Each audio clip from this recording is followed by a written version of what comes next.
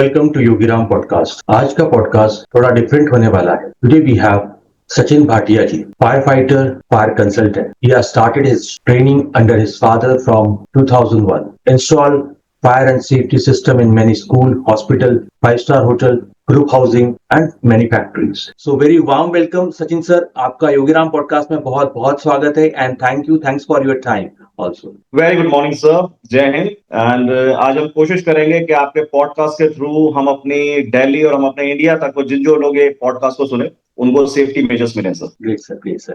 Sir, to start with the first question, please share your journey of starting training under your father in 2001 while you were in college. Sir 2001 में I was in college and मेरे father उस time business expand कर रहे थे। उन्होंने job quit किया था अपना। एक्चुअली उनका एक एक्सीडेंट हो गया था, तो ड्यू टू उनको वॉलंटरी रिटायरमेंट लेना पड़ा। And afterwards he start installation fire fighting system Delhi based जितनी भी बिल्डिंग्स थी तो हम उसमें इंस्टॉलेशन करते थे। तो आफ्टर कॉलेज 2 बजे के बाद में मैं अपने डैडी के लिए कहीं फायर एक्सटिंग्विशर करके आना है। छोटा सा ट्रेनिंग एक डैडी ने कराया कि how to use fire extinguisher, training क्या होती है। तो मीनवाइल वो 3 साल में रोज 2-2:30 बजे के बाद में मैं अपने फादर से एक रिसीट होती थी, बिल्डिंग्स में जाता था, फायर एक्सटिंग्विशर्स देता था। वहां पर मुझे मेजर्स लेने होते थे जाके कि बिल्डिंग में किस किस्म का रिस्क है। एंड इवनिंग आके मैं अपनी फादर और टीम के साथ बैठता था। कोई केमिकल की फैक्ट्री होती थी, कोई प्लास्टिक दाना की फैक्ट्री होती थी, कोई स्क्रैप की फैक्ट्री होती थी। तो वो एक मतलब हमारे को उस टाइम बहुत बोरिंग लगता था। मैं कहा डैडी यार आप क्यों हमें प्रेशराइज कर रहे हो इस चीज को करने के लिए। बट उनका एक मानना था कि आपको अगर अर्न करना है तो कॉलेज तो पढ़ाई है, अर्निंग के लिए आपको प्रैक्टिकल ट्रेनिंग होने का बहुत जरूरी है। सो वो क्योंकि खुद बहुत एक डिसिप्लिन आदमी रहे लाइफ लॉन्ग, यूनिफॉर्म के आदमी वैसे बहुत डिसिप्लिन रहता है। तो एक था कि उनको था कि नहीं बेटा 2 बजे आप अपना एजुकेशन खत्म कीजिए। और पहले मेरे पास बाइक एक दे रखी थी तो मैं बाइक पे कुछ फायर एक्सटिंग्विशर्स बांध के जाता था। फिर मुझे एक गाड़ी मिली उनकी तरफ से, तो दिल्ली में, एनसीआर में, मेरठ तक मैं फायर एक्सटिंग्विशर उसमें डाल के जाता था, लोगों को ट्रेनिंग देता था एंड फिर शाम को आके डैड को रिपोर्ट करता था।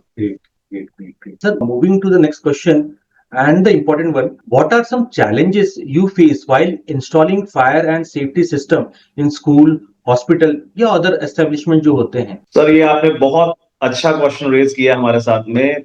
सर उस टाइम में 2001 में लोगों को ये समझाना कि what is the importance of fire fighting एक बहुत मेजर चैलेंज था हमारे लिए, क्योंकि बहुत मतलब लोगों को समझ में नहीं आता था कि हम क्या चीज बेच रहे हैं। उनके लिए था कि फायर एनओसी लेना है तो उनको ये सामान लगाना है। एंड मेरे फादर के लिए that thing was very challenging होता था उनके लिए जाके कि वो लोगों को ये कैसे समझाएं कि what is the actual importance of that fire fighting system. और भगवान न करे जब कहीं ऐसा हादसा हो जाता था तब वो याद करते थे, अच्छा यार डीएन भाटिया जी आपको ये समझा रहे थे। या मतलब कहीं बहुत मेजर नुकसान हो जाता, क्योंकि कोई फैक्ट्री में फायर होता है तो उनकी सारी मशीनरी पूरा सिस्टम कोलैप्स हो जाता था। एंड सबसे बड़ी प्रॉब्लम क्या है, एक तो अर्निंग सोर्स बंद हो गया, उसके बाद पुलिस कोर्ट कचहरी जो शुरू होती थी कि आपको लाइसेंस भी लेना है और वो सब चीजें करना है। तो वो एक बिगेस्ट टास्क था मेरे और मेरे फादर के लिए कि लोगों को जेन्युइनली बताना कि आप ये जो फायर फाइटिंग सिस्टम लगा रहे हैं खाली फायर एनओसी पर्पस नहीं है, आपका मटेरियल लाइफ सेफ्टी जो है ये बहुत इंपॉर्टेंट है। Still we guys are facing this challenge in the we are sitting in the 2025,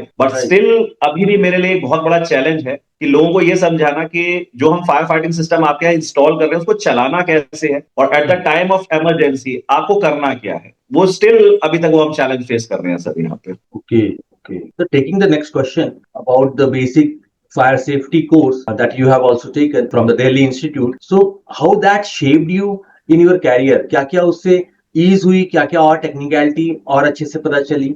sir इसके बारे में प्लीज बताइए। सर इनिशियली तो मेरे फादर मैं एक्चुअली आना नहीं चाहता था इस फील्ड के अंदर में, बट डैड ये कहते थे कुछ भी चीज करनी है, अपना कोई भी हॉबी पूरी करनी है तो पहले प्रॉपरली अपने बिजनेस को, अपने फाइनेंस को ट्रेन कर लो, अपने आप को प्रॉपरली कर लो, उसके बाद तुम करना जाके। तो 2001 में I was doing work with my father, तो वो कभी ऐसे नहीं कहते थे। He was a very great contract, बहुत बड़े लेवल पे वो इंजीनियर रहे, कॉन्ट्रैक्टर रहे। तो उन्होंने कभी ये नहीं कहा कि मेरी साथ वाली सीट पे आके बैठो, वो सीधा कहते थे वर्क एज अ लेमैन। तो वो लेमैनशिप जब मेरे पास में आई, मैं घर घर जाके फायर एक्सटिंग्विशर्स लोगों को बताता था ये चीज है। बट फिर एक प्रॉपर ट्रेनिंग की जरूरत पड़ने लगी वहां पे, तो डैड ने मुझे फिर कहा कि आप जाइए प्रॉपर ट्रेनिंग लेके आई। तो वो 6 महीने का एक उनका कोर्स होता है, उसमें वाटर टेंडर क्या है, किस किस्म के रिस्क होते हैं, किस किस्म का दिल्ली में रिस्क चल रहा है, और जो अदर टाइप के जो बेसिक इक्विपमेंट्स होते हैं, होज रील्स हो गया, हाइड्रेंट्स हो गए, फायर पंप्स कितने टाइप के होते हैं। तो उसमें फिजिकल भी होता था क्योंकि हमको काफी फिजिकली दौड़ाया जाता था, वहां पे फिजिकल फिटनेस हमारी रखी जाती थी।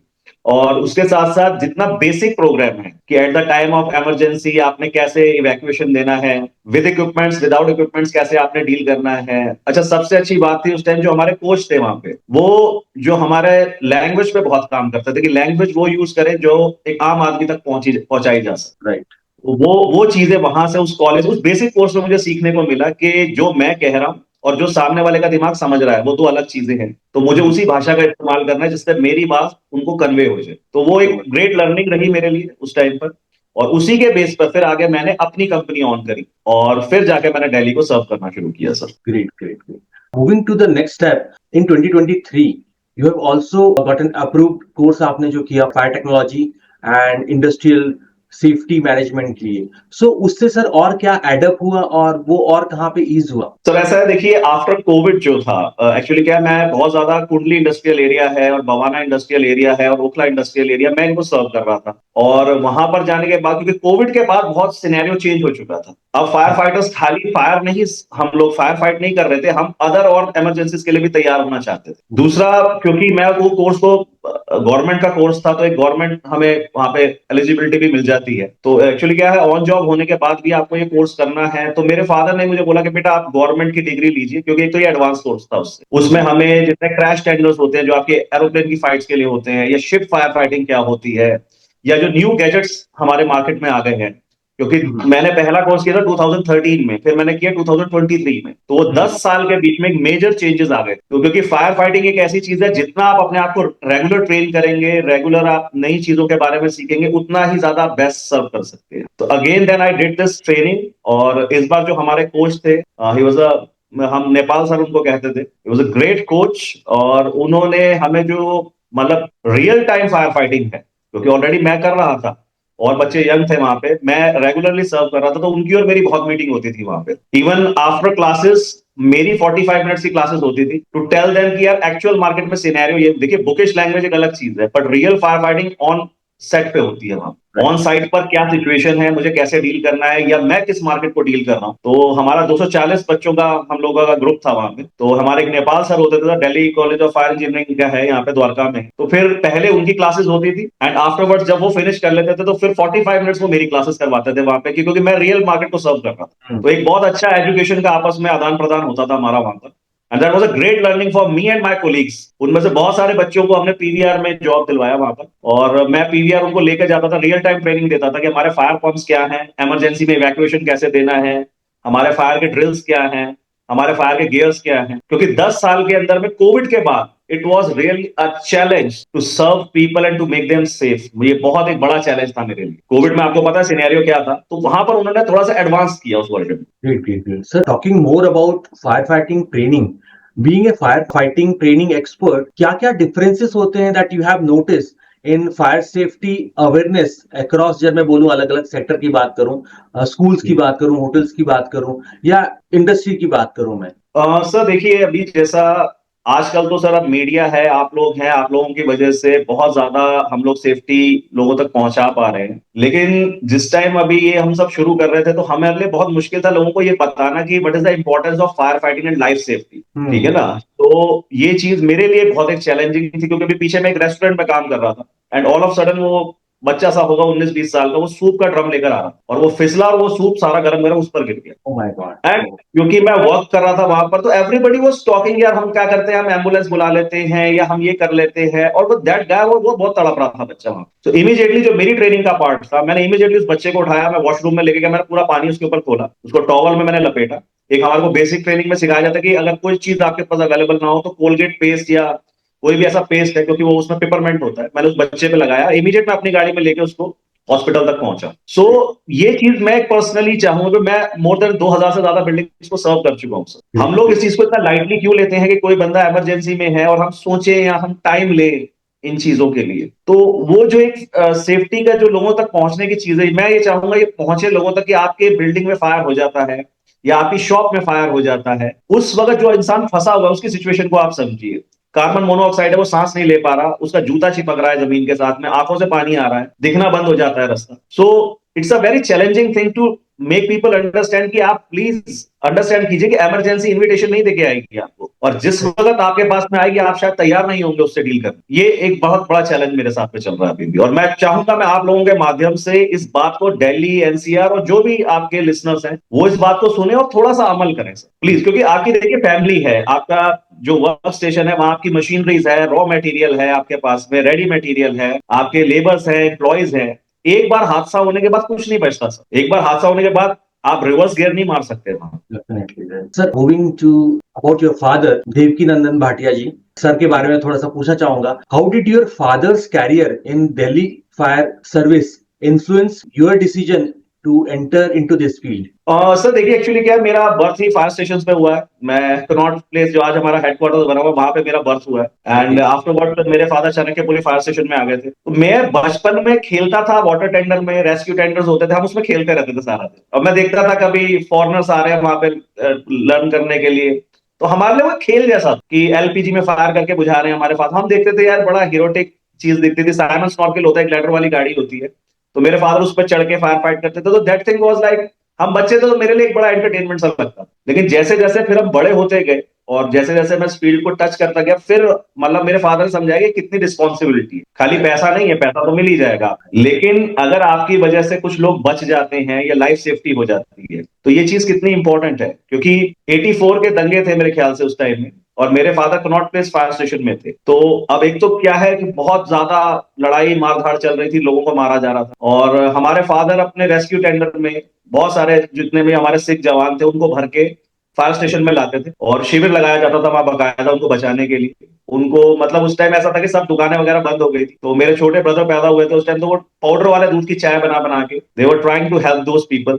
और वो एक चीज हमारे फादर से मेरे को बहुत सीखने को मिली कि टू सर्व पीपल। कुछ उनको मिलना है नहीं मिलना है नहीं, अब वो कहता बेटा आप अपना कर्म करो एंड देन फिर ईश्वर को छोड़ो। तो ये एक चीज मैंने अपने फादर से बहुत ज्यादा सीखी है। Great, great, great. Sir, talking more on this thing, please share some memorable stories of your father that told you about, Delhi fire services और क्या क्या उसमें होता था उस टाइम पे और क्या होता था। सर देखिए एक बहुत चैलेंजिंग जॉब था। हम छोटे थे, हमें लगता था मदर पता नहीं क्यों डरी रहती है। हम दिवाली पे बैठते तो मेरे फादर यूनिफॉर्म पहन के बैठते थे पूजा करने के लिए। हमारे यहाँ पूजा जब होती थी दिवाली पे, तो ऐसा नहीं था कि हम लोग 8 बजे टाइम होगा तो पूजा करेंगे। जब फादर आ जाएंगे वापस 3 बजे आ जाए, दोपहर में 4 बजे आ जाए, वो रहते यूनिफॉर्म। दिवाली के पूरा 1 वीक तक मेरे फादर यूनिफॉर्म में ही होते थे, और बस 15 मिनट फटाफट उन्होंने पूजा करनी, और नीचे उनका फायर सायरन हो रहा होता था, and he was wearing his gum boots, अपना हेलमेट टॉर्च लेके वो भाग रहे होते थे। तो मैंने अपना बचपन में अपने फादर को हमेशा भागते हुए देखा, कभी वो फायर हो रही है या कभी उनके नीचे ड्रिल्स हो रहे हैं। तो बहुत कम टाइम मिलता था अपने फादर के साथ टाइम स्पेंड करने का सब मुझे। एंड रही बात एक मतलब उस टाइम पे हमें नहीं पता था ये क्या है क्या करते हैं, कोई तुगलका बात की फायर थी, और 3 दिन मेरे फादर वापस नहीं आए, and my mother was worried very much कि मतलब कोई कॉल नहीं है। उस टाइम टेलीफोन मोबाइल्स होते नहीं थे, सिर्फ एक स्टेशन पे कॉल, हाँ टेलीफोन होता था। तो 3 दिन तक कोई डैडी की खबर नहीं, and my mother was crying a lot कि कुछ न्यूज नहीं आ रहा है, कुछ बड़ा मेजर फायर था। और मेरे फादर वापस स्टकअप हो गए थे अंदर बिल्डिंग में जाके, कुछ गार्बेज था और वो पीछे की तरफ फंस गए। तो देन 2 दिन बाद ट्रेन से निकाल के जब मेरे फादर को बाहर लाया गया, स्टेशन पे लाया गया, वो पूरे काले ऊपर से नीचे तक हुए हुए थे, उनको वाटर कैनन से वॉश करा रहे थे। अब पूरा जख्मी हो गए थे मेरे फादर, काफी ज्यादा चोटें थी काफी सारी। तो that day I gonna recognise, अच्छा यार ये तो बहुत मतलब सीरियस चीज है जो मेरे फादर कर रहे हैं, बहुत आसान चीज नहीं है। और my mother was crying that time. वो मुझे सीन आज तक ऐसा बिल्कुल क्रिस्टल क्लियर याद है कि मेरे फादर को गाड़ी से उन्होंने निकाला, तो पूरा वाटर कैनन से मेरे फादर को धो रहे थे क्योंकि थोड़ा सा उनको बर्न्स हो गए थे, एंड फिर उनको वहां बिठा के कपड़े वपड़े चेंज किए, हॉस्पिटल लेकर गए उसके बाद में मेरे फादर को। तो वो एक चीज मैं हमेशा अपने फादर से याद, बहुत चैलेंजिंग जॉब है, आप इसमें गलती नहीं कर सकते, एक गलती एंड आपके साथ दिक्कत हो सकती है। Right, very true, very true. Sir, talking about the another incident of your father, मेरे ख्याल से पालम एयरपोर्ट पे 1980-81 के यस यस यस यस। इसके बारे में भी सर प्लीज थोड़ा सा डिटेल में बताइए क्या हुआ था, what was the thing and how जो है टीम, आपके फादर की टीम, आपके फादर ने कैसे उसको हेल्प किया people and overcome that situation. Sir मेरे फादर चाणक्यपुरी पे पोस्टेड थे, चाणक्यपुरी फायर स्टेशन पे पोस्टेड थे, एंड उनके पास में एक मैकेनिकल फॉर्म का वाटर टेंडर होता है हमारा फॉर्म, जो हम एरोप्लेन की जो फायर वगैरह होती है, क्योंकि सफदरजंग और पालम एयरपोर्ट उस एरिया से बहुत नियरेस्ट पड़ता है। तो आई थिंक कोई कॉल आई थी डैडी को उस टाइम पे, और 9 मिनट के अंदर में, कॉल मिलने से लेके 9 मिनट के अंदर में मेरे फादर ने उस एयर क्रैश को फॉर्म से कवर करके, 91 लोग थे उस एयरक्राफ्ट में, उसको बाहर निकाला गया। एंड आई थिंक डैडी को कोई गवर्नमेंट का बहुत बड़ा कोई अवार्ड होता है उस टाइम मिला। मेरे डैडी टीवी पे आ रहे थे तो हमें समझ में नहीं आ रहा। I was very young, I was in class 4th में होऊंगा मैं मेरे ख्याल से उस टाइम में। तो जब स्टेशन में आए तो एवरीबडी उनको माला वाला पहनाई जा रही है एंड उनको कुछ था कि बड़ा चैलेंजिंग जॉब था। और उन्होंने मतलब विद इन 9 मिनट्स कॉल मिलने के बाद में वो अपनी टीम के साथ वहां पहुंचे। उन्होंने मैकेनिकल फॉर्म एक हमारा होता है जिससे हम एयरक्राफ्ट की फायर को बुझाते हैं, उन्होंने इमीडिएटली उस एयरक्राफ्ट की पूरी फायर को कवर किया और बकायदा जो एयरक्राफ्ट टूट गया था बीच में से उसमें से लोगों को इवैक्यूएशन कराया। दैट वाज अ बहुत चैलेंजिंग होता है क्योंकि पानी और इलेक्ट्रिसिटी दोनों मिल जाते हैं वहां। उनके जो 6 जवान थे और मेरे फादर थे और पीछे दूसरी 2 गाड़ियां और आई उनके साथ में, विद इन 9 मिनट के स्पैन में सारे बंदे उन्होंने बिल्कुल सकुशल बाहर निकाल लिए। तो वो एक हमारे लिए बहुत प्राउड मोमेंट था। मतलब हम छोटे थे बट इतना पता चला था फादर को गोदियों में उठाया हुआ है, माला वाला पहनाई हुई है और टीवी पे आ रहे हैं। हम तो बच्चा होता तो हम क्रेजी थे, अच्छा डैडी टीवी पे आ रहे हैं। ग्रेट। तो वो बड़ा अच्छा एक लगा कि यार अच्छा यार बहुत शाबाशी मिलती है इस काम को। तो वहां से फिर थोड़ा सा और एक आप देखते हो अच्छा यार ये फील्ड बहुत ऐसी है, वो बहुत बढ़िया था। सर एक और मैं क्वेश्चन पूछना चाहूंगा कि how has your fathers legacy impacted the fire safety industry in India, और आप उसको कैसे लेके जा रहे हैं आगे? सर एक बहुत बेहतरीन क्वेश्चन आपने मुझसे पूछा है।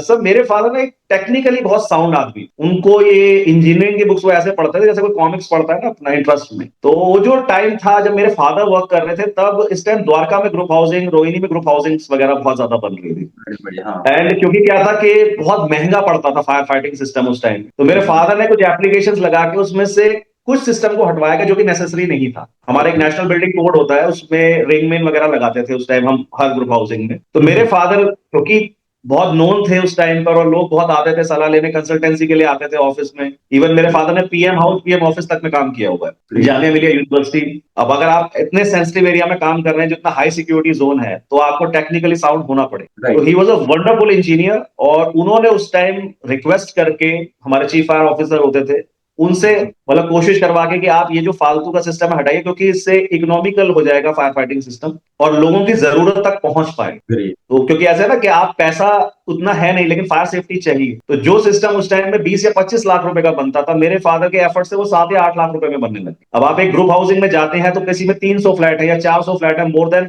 1000 से 1200 बंदा एक ग्रुप हाउसिंग में है। एंड उनके एफर्ट्स की वजह से वो चीज फिर थोड़ी सी कम हुई और लोगों ने ज्यादा ध्यान दिया क्योंकि अब इकोनॉमिकल हो गया था वो फायर फाइटिंग सिस्टम। तो लोग ज्यादा उस तरफ रुख करने लगे और हम लोग काम करते थे। तो मैं पापा के साथ बहुत, मैं यंग टाइम से अपने फादर के साथ साथ चलता था उंगली पकड़ के। 10th क्लास से मैं उनके साथ साथ रहता था। तो जो वो मीटिंग करते थे, जैसे लोगों को समझ, एक्चुअली वो रियल टाइम में बात करते थे। वो कहते यार किताबी लैंग्वेज एक अलग चीज है, रियल फायर फाइटिंग ये हो। He was a great fire fighter, great engineer. एक मतलब बड़े भी हैं हमारे घर में, तो उनसे ये लर्निंग बहुत था कि बेटा सादा जीवन है लेकिन अपने काम में तूने हमेशा एक 5 स्टार सर्विसेज देना कि आप लोगों का कितना भला कर सकते हो। ये उनकी लर्निंग लाइफ लॉन्ग में वो हम अब वो नहीं रहे, भगवान उनकी सोल को हेवन में रखे। लेकिन उस टाइम मेरे फादर से वो एक बात कहते थे, बेटा धंधे के पीछे नहीं बंदे के पीछे भाग। तो मैं सोचता था पता नहीं पापा क्या बात कह रहे हैं। वो कहता बेटा धंधे के पीछे नहीं भाग, बंदे के पीछे भाग, धंधा तेरे पीछे भागे। कि सर्व पीपल, अगर तेरे प्रोडक्ट उनको सही में यूसेज है तेरा बिजनेस अपने आप चलेगा। अगर तेरा प्रोडक्ट उनके यूज में नहीं है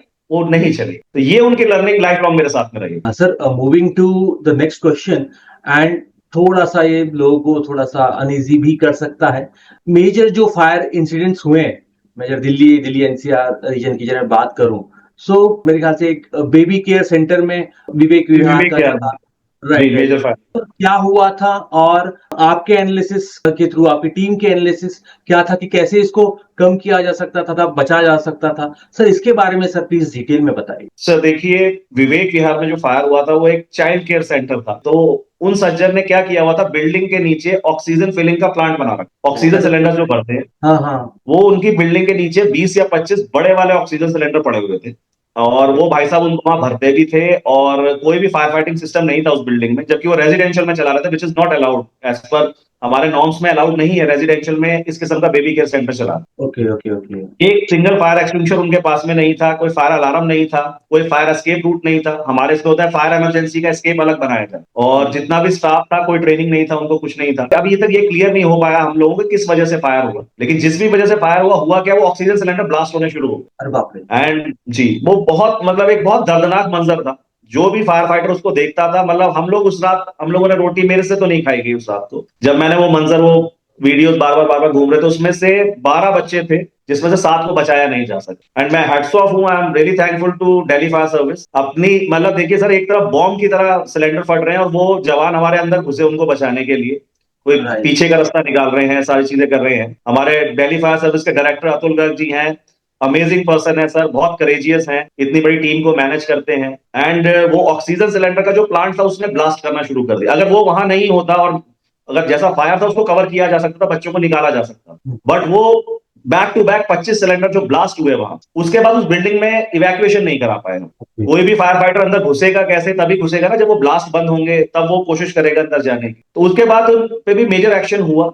और मतलब इसके बीच में मैं एक छोटी सी स्टोरी आपसे और शेयर करना चाहूंगा। मेरे ही बेटी सर प्री मैच्योर हुई थी, पैदा हुई थी, तो उसको भी मैंने बेबी केयर सेंटर में रखा। मैं आपको दिल्ली में जो ये छोटे छोटे सर चल रहे हैं ना, कहीं बेबी केयर सेंटर है, कोई डेंटिस्ट है, कोई आई सर्जन है, मैं इनसे आपके थ्रू एक अपील करना चाहूंगा, अगर आप छोटी सी डिस्पेंसरी भी चला रहे हैं, एटलीस्ट अपने फायर फाइटिंग नॉर्म्स को कंप्लीट रखिए, क्योंकि बीमार आदमी बाहर नहीं भाग सकता, बच्चा बाहर नहीं भाग सकता। वेरी ट्रू, वेरी तो ट्रू। जहां पर मैंने अपनी डॉटर को रखा था, वो भाई साहब क्या करते थे, एलपीजी में फायर ऑन कर देते थे, ताकि जो सर्दियों का टाइम था, ताकि अंदर हीट जनरेट हो सके। मैं क्योंकि फायर फाइटर हूं और मैं कैसे एक्सेप्ट कर लूं? बट थोड़ा आप मुझे डेंजरस। बताइए ना, मैं कैसे एक्सेप्ट कर लूं कि मेरी डॉटर अंदर है और आप एलपीजी ऑन करके उनको बता रहे कि हम इस रूम को हीट कर रहे हैं? तो मैंने उन सज्जन को बोला, मैं कहा सर आप पहले तो इसको बाहर निकालिए, और जो एक्चुअल में गैजेट्स थे मैंने उनको दिए कि ये लाइफ सेफ्टी गैजेट्स है, अगर आपको हीटिंग करना भी है तो this is the way to do that thing. और फिर उनको समझ में भी आया। हालांकि जब मेरी डॉटर बाहर आ गई थी तो उसमें 1 साल बाद फायर हुआ था उसी बिल्डिंग में, उसी चाइल्ड केयर सेंटर में। एंड कुछ फॉर्चुनेटली हम लोग वहीं से जा रहे थे, तो हमने देखा फायर की गाड़ी है और बहुत सारे लोग बच्चे लेके बाहर भाग रहे थे। तो मुझे पता चला इन्होंने फिर वही गलती दोहराई है, इन्होंने फिर एलपीजी ऑन करके फायर इसमें से हीट देने की कोशिश करी, और वहां पर फिर मेजर इमरजेंसी हुई। टचवुड उसमें कुछ जान होगा, माल का कोई ऐसा नुकसान नहीं हुआ, किसी भी बच्चे को कुछ नहीं हुआ था। बट वो बहुत एक भयानक मंजर था मेरे लिए देखने के लिए, कि समझाने के बाद भी ये भाई साहब वही गलती कर रहे हैं। नहीं, दैट इज दैट थोड़ा सा देखना चाहिए। Okay sir, moving to the next incidents, Jungle Jamboree restaurant, वो भी एक बहुत ज्यादा काफी बड़ी फायर थी सर, क्या हुआ था and what was your analysis on that? उस दिन शायद हमारी किस्मत बहुत अच्छी थी, क्योंकि उसी कॉलेज के ऊपर उसी जो जंगल जमुरी रेस्टोरेंट है उसके ऊपर मैक नाम का एक इंस्टीट्यूट है कंप्यूटर का। एंड मेरी वाइफ वहीं से ही कोर्स कर रही थी 2 महीने पहले। ओके। एंड मेरी वाइफ उस दिन वहां से शायद अपना कुछ सर्टिफिकेट लेने जा रही थी या कुछ था, जब उन्होंने मुझे कॉल करके बताया कि ऐसा मेजर फायर हो गया जंगल जमुरी रेस्टोरेंट में। अंडर कंस्ट्रक्शन चल रहा था, वो भी रेस्टोरेंट बंद था, उसको शायद रेनोवेशन किया जा रहा था। तो कुछ आई थिंक वेल्डिंग की वजह से, आई थिंक कुछ और एडिशनल कोई वजह रही होगी जिस वजह से आग पकड़ गई। अब वो आग इतनी मतलब भयानक लेवल पर पहुंच गई थी कि जो वो बच्चे उस वहां पर काम कर रहे थे, मैक में पढ़ रहे थे, वो बेचारे सारे डर के मारे छत पे चले गए। और फिर टेरेस टू टेरेस इवैक्यूएशन दिया गया। उन 85 बच्चों को चोट किसी को नहीं लगी, बट 45 मिनट्स तक वो बच्चे छत पर फंसे रहे।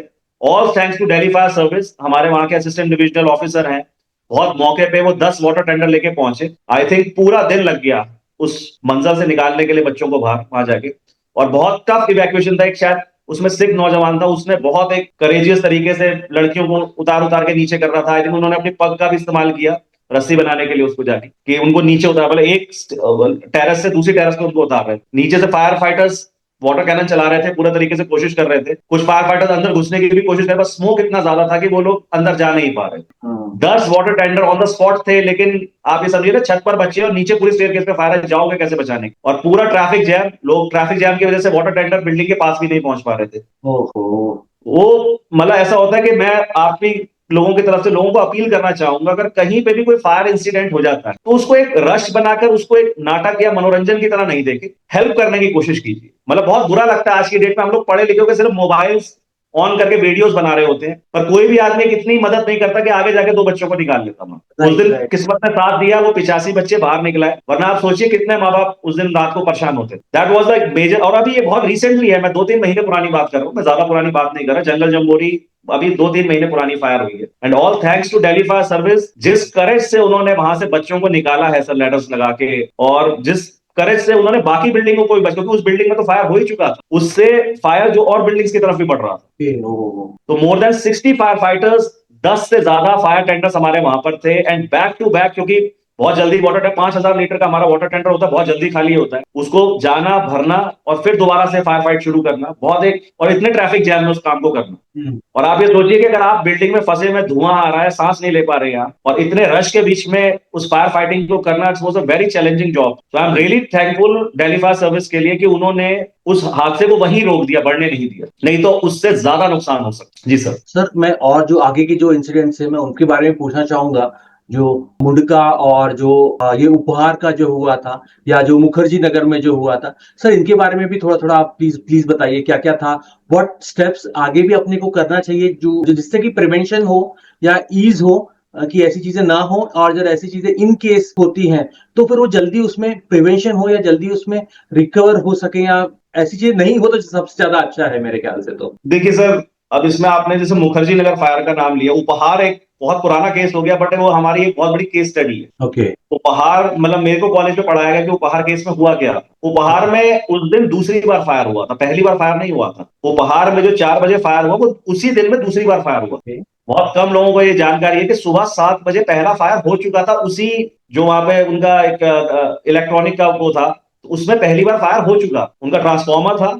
इनको सुबह शायद 6:55 पे उस पर फायर हुई, इन्होंने दिल्ली फायर सर्विस को कॉल किया, और उस टाइम दिल्ली विद्युत बोर्ड होता था, तो उन्होंने दिल्ली विद्युत बोर्ड को कॉल किया एज यूजुअल।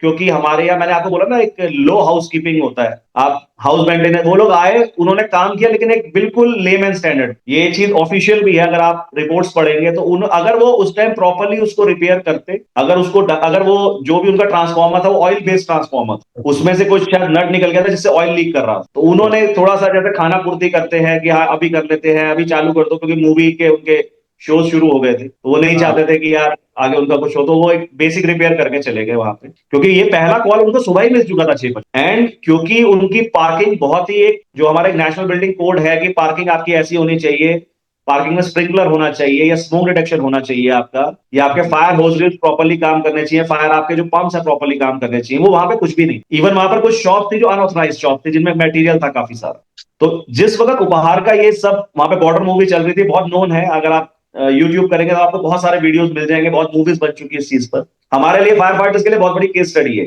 तो उन्होंने वहां पर क्या हुआ, 4 बजे के आसपास में उसी ट्रांसफार्मर में से दोबारा ऑयल लीक होना शुरू हुआ, क्योंकि अब इन्होंने प्रॉपर्ली उसको जो टेपिंग कर रखी थी, रॉ तरीके से टेपिंग वगैरह करी, तो उसको कहीं से स्पार्क मिल गया उस ऑयल को, क्योंकि गर्म वैसे भी हीट होता है, और वो ऑयल निकलते निकलते गाड़ियों तक चला गया और गाड़ियों ने आग पकड़ ली। अरे बाप रे, अरे बाप। और ऊपर जहां पर मूवी हॉल में 300 से ज्यादा आदमी था सर, और फायर नॉर्म्स की धज्जियां उड़ी हुई थी सर, प्रॉपर्ली सारे इवैक्यूएशन डोर्स बंद थे, कोई फायर अलार्म नहीं था, कोई फायर एक्सटिंग्विशर्स प्रॉपर्ली नहीं था, और लोगों को भी जानकारी, एक्चुअली वो लोग मूवी ऐसी देख रहे थे, उनको लगा शायद कोई स्पेशल इफेक्ट्स है, धुआं वगैरह आ रहा है। दैट वाज एक बहुत बड़े जब ट्रेजेडी होनी होती है ना, क्योंकि मैंने अपने 22 साल के एक्सपीरियंस में सर यही सीखा कि जिस वक्त आप सबसे लापरवाह बैठे हैं ना, इमरजेंसी उसी टाइम आपके पास में आएगी। ये मेरा 22 साल का एक्सपीरियंस। तो वहां पर भी कुछ ऐसा ही हुआ, और एक हमारे 2 कैप्टन थे सर वहां पर, एक कैप्टन पट्टू थे, एक शायद कैप्टन हरमिंदर थे मेरे ख्याल, उनके साथ मैं नाम नहीं जानता, पर उन 2 सैनिक से थे sir, they were soldiers from Indian army के थे वो दोनों, और अपनी फैमिली के साथ मूवी देखने गए हुए थे वहां पर। उन 2 जवानों ने जो एक, हमारी दिल्ली फायर सर्विस तो लगी ही हुई थी, लेकिन वो अंदर थे हॉल, और उनमें से शायद जो सरदार जी थे जिनकी मैं बात कर रहा हूँ कैप्टन, वो रहे नहीं, उन्होंने 100 से ज्यादा आदमियों को बाहर इवैक्यूएट कराया, और वो खुद अंदर, मतलब खुद ही नहीं निकल पाए। इतने सारे लोगों को उन्होंने अपनी जान जोखिम में डालकर, किसी को खिड़की से कूदा रहे हैं, किसी को कुछ कर रहे हैं, अपनी फैमिली के साथ थे वो, और वो खुद ही उस फायर से बाहर नहीं आ पाए। So that's why I respect uniform, चाहे वो दिल्ली फायर सर्विस हो, दिल्ली पुलिस हो, चाहे हमारी इंडियन आर्मी हो, कोई भी आदमी जो यूनिफॉर्म पहन के खड़ा है, आप कभी उसकी फैमिली से पूछिएगा किस तरीके से उसके जो फैमिली मदर होती है, वाइफ होती है,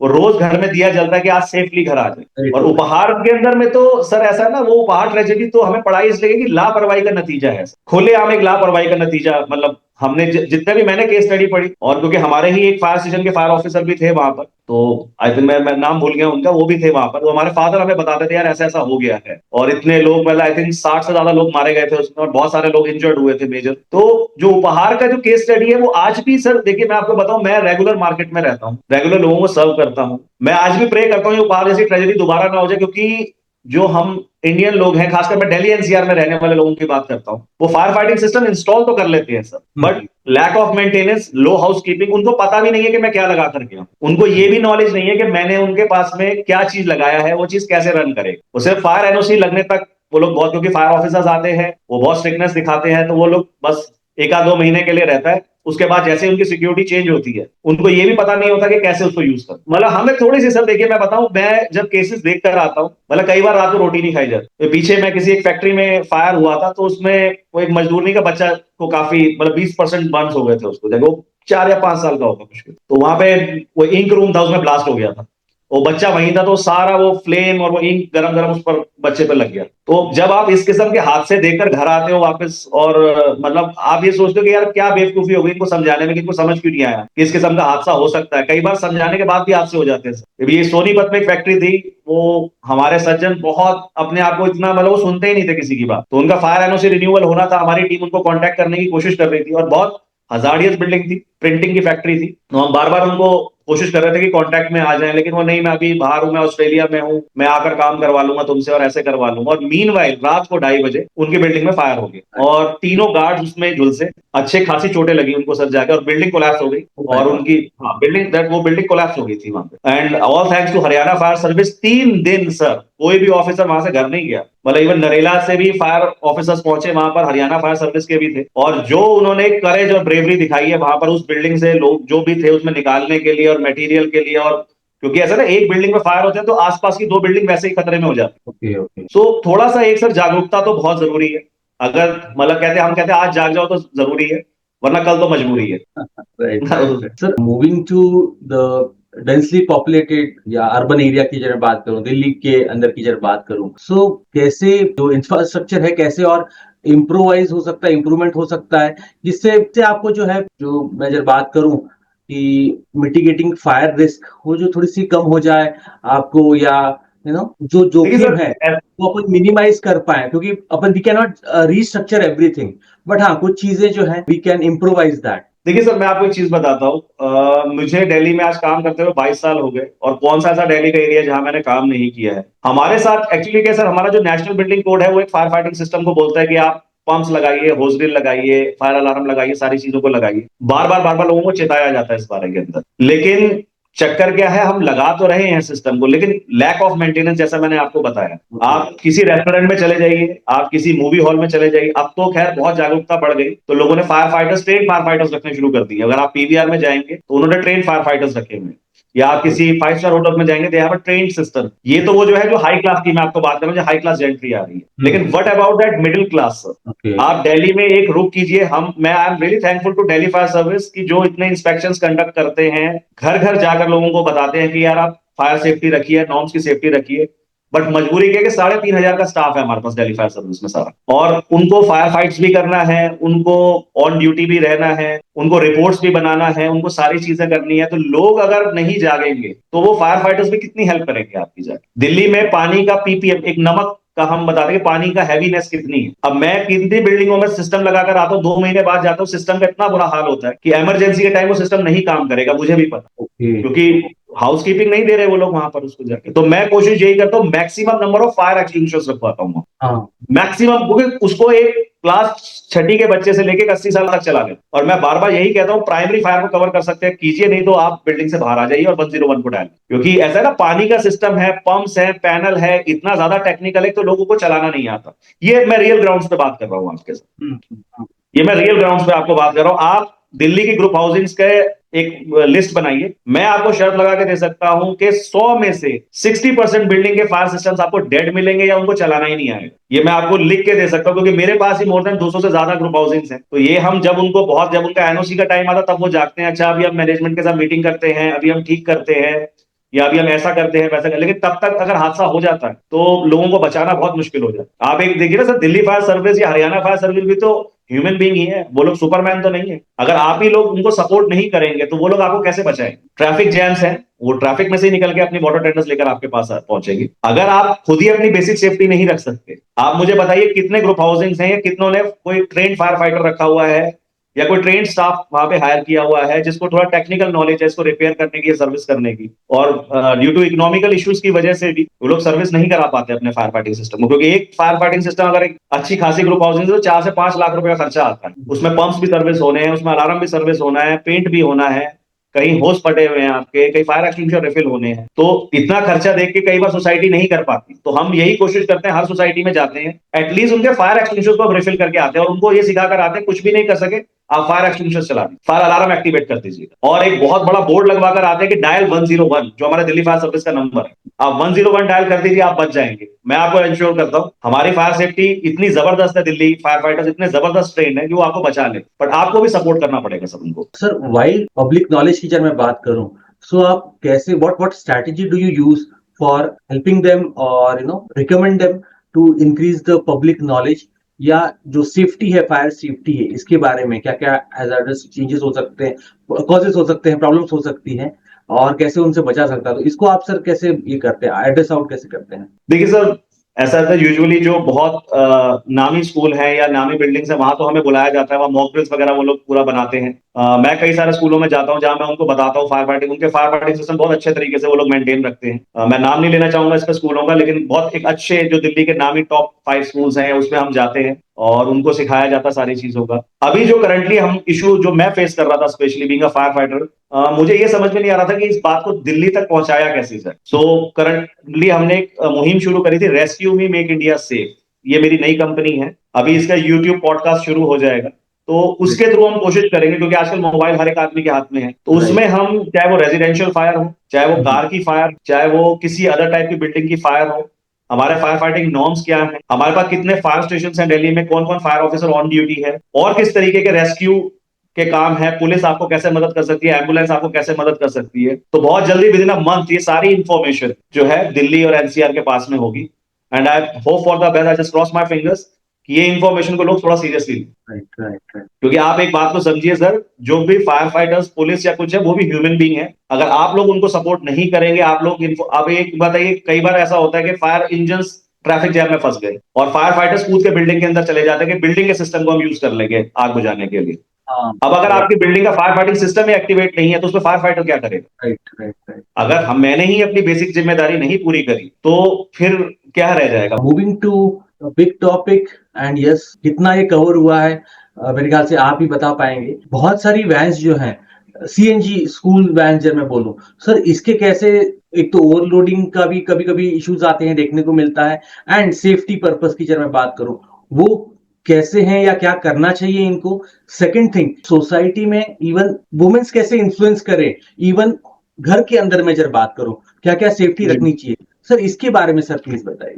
ब्यूटीफुल क्वेश्चन सर, ये तो मेरे पास मतलब रोजमर्रा में आता है जो आज आप बात कर रहे हैं। मेरे पास कई पेरेंट्स भी इस बात पे, क्योंकि हम लोग जहाँ भी मॉक ड्रिल्स वगैरह कराने जाते हैं स्कूल में, ये प्रश्न तो मेरे पास बार बार उठकर आता है। और मैं आपके थ्रू, अगर जितने भी आपके लिसनर्स हो, और खासकर जिनके बच्चे स्कूल में पढ़ रहे हैं, जो छोटे बच्चे हैं, जिनको आजकल आपने देखा होगा सीएनजी वैन्स में बिल्कुल भेड़ बकरी की तरह भर के ले जाके जाए, अगर आप देखेंगे तो सर, देखिए, कुछ तो आती है कंपनी फिटेड सीएनजी, जिसको हम फिर भी सेफ मानते हैं, लेकिन क्योंकि मैंने आपको कहा जुगाड़, एक हमारे दिल्ली में बड़ा शब्द है कि जुगाड़ से काम कर लिया, और जुगाड़ से, क्योंकि वो सस्ता पड़ता है, जो आप लोग खुद घर में वो जुगाड़ से वो बना लेते हैं सीएनजी का। अब कई, मतलब मैं एक स्कूल में अभी पीछे डेमोन्स्ट्रेशन देने गया हुआ था सर, तो सुबह का टाइम था, 7 साढ़े 7 बजे का असेंबली टाइम में मुझे उनको डेमोन्स्ट्रेट करना, तो मैंने देखा 6 वैन्स आई उनकी वहां पे, और 6 में बच्चे सीएनजी सिलेंडर पे बैठे।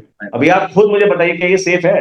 There should be some protection seats sir, ऐसे There should be some protection, but वही वाली बात है ना सर, कि जब तक ना जागो तब तक तो अंधेरा ही है। मैंने सबसे पहले प्रिंसिपल को कॉल किया, मैं कहा सर एक बात बताइए, आपके स्कूल की वैन से? कहता नहीं, हमने बाहर से हायर कर रखी है ये। तो क्या बाहर से हायर करने पे सेफ्टी प्रिकॉशंस खत्म हो जाती? बच्चे सीएनजी सिलेंडर पे बैठे हैं, भगवान न करे पीछे से भी किसी ने हिट कर दिया गाड़ी को, तो क्या आपके बच्चे सेफ रहेंगे? सो आपके थ्रू मैं सीरियसली, मैं हाथ जोड़ के अपील करना चाहूंगा दिल्ली से, और पूरे जितने भी आपके लिसनर्स हैं, प्लीज सर, अपने बच्चों को जिस मारुति वैन से या जिस भी आप व्हीकल से स्कूल में भेजते हैं, उसकी सेफ्टी की इंश्योरिटी लीजिए। अभी क्या करते हैं ये लोग, 2 केजी का एक फायर एक्सटिंग्विशर रख देते हैं सिर्फ उसके अंदर दिखावे के लिए, मतलब ठीक है वो एक प्रोसेस है, हमें रखना है, बट वो सिलेंडर इनफ नहीं होता सर फायर को कंट्रोल करने के लिए। आप एक गाड़ी में बैटरी भी है सर, पेट्रोल टैंक भी है, सीएनजी का सिलेंडर भी है, 10 केजी या 14 केजी का होता है। आप मुझे बताइए, क्या 2 केजी का फायर एक्सटिंग्विशर इनफ है उसको कंट्रोल करने के लिए? So what has to be done then, क्या करना तो चाहिए? देखिए, इसमें मैं अपने जितने भी मैं खासकर दिल्ली गवर्नमेंट को और हमारे दिल्ली फायर सर्विस को